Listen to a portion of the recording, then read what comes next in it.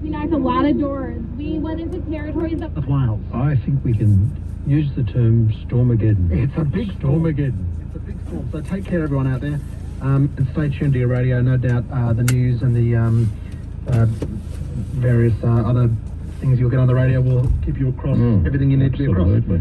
Now, this hour of the program, couple of calls on 131873. We'll make sure we get to all of them. But Dr. Ross, what else are we talking about? We'll very soon be talking about some new Alzheimer's disease news, because people are always interested in the latest and greatest in Alzheimer's disease.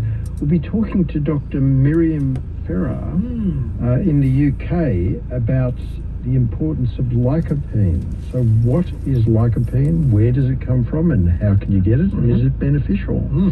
In the future of medicine, we'll be talking about liver fibrosis in mice. Now, what on earth does that mean? Well, why is it relevant to humans? Because liver disease is much more common than people think. And it's not just all about drinking too much alcohol or getting hepatitis, so we'll discuss that as well. Okay. So, big hour coming up, but of course we want to take all your calls and get your text messages. Absolutely. 131873 is the phone number. Text us on 0460 873 873 or email us healthyliving@2gb.com. Okay, let's get into it. And this second hour of the program, Dr. Ross, we're talking about dementia and Alzheimer's. We are, and dementia is a complex neurodegenerative disorder that affects around 25 million people worldwide.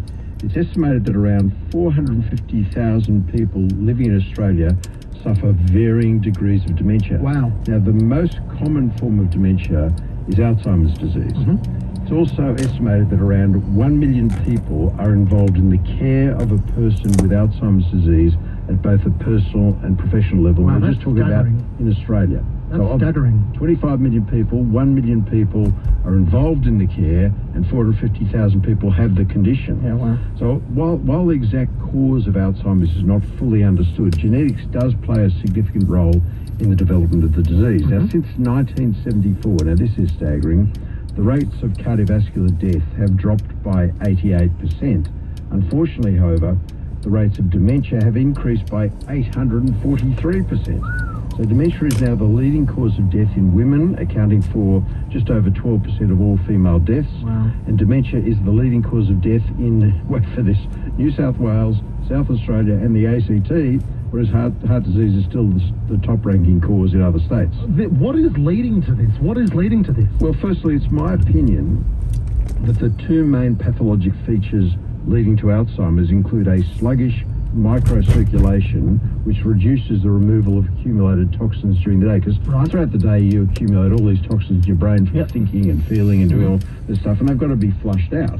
So if you've got a defective microcirculation, it's not doing that. And also, with the impaired immune function as we age, which is also involved in toxic chemical accumulation.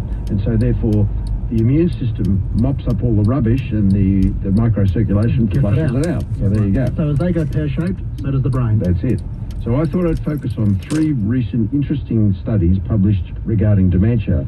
The first talks about really the link between dementia and potential alcohol use. So this is from the Scripps Institute in the US, and basically it examined more than 100,000 individual cells from the brains of humans with Alzheimer's disease and compared gene expression to those with alcohol use disorder.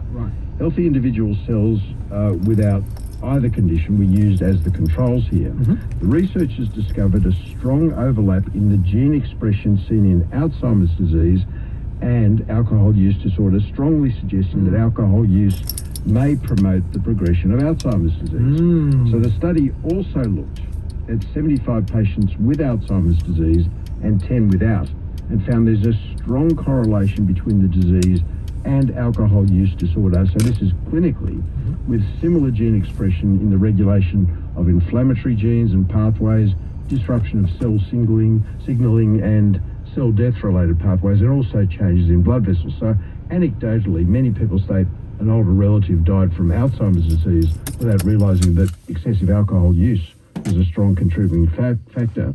And there's strong evidence that those people with strong risk factors for Alzheimer's disease, including a very strong family history, or the presence of this ApoE4 allele, which you can actually have tested if you so choose to, and I think it's a good thing, should be minimising their alcohol intake or potentially consuming no alcohol. Okay, there you go. So if you're having that glass of wine at the moment, you might want to put that one down. Well, if you've got those sort of factors that I'm talking about. But do you think if you don't have any underlying genetic risk factors for Alzheimer's, alcohol is still going to increase your risk? Of course, yeah. None of these things are 100%. Yeah. It just means that if you've got that very strong family history and or this ApoE4 allele in your bloodstream, that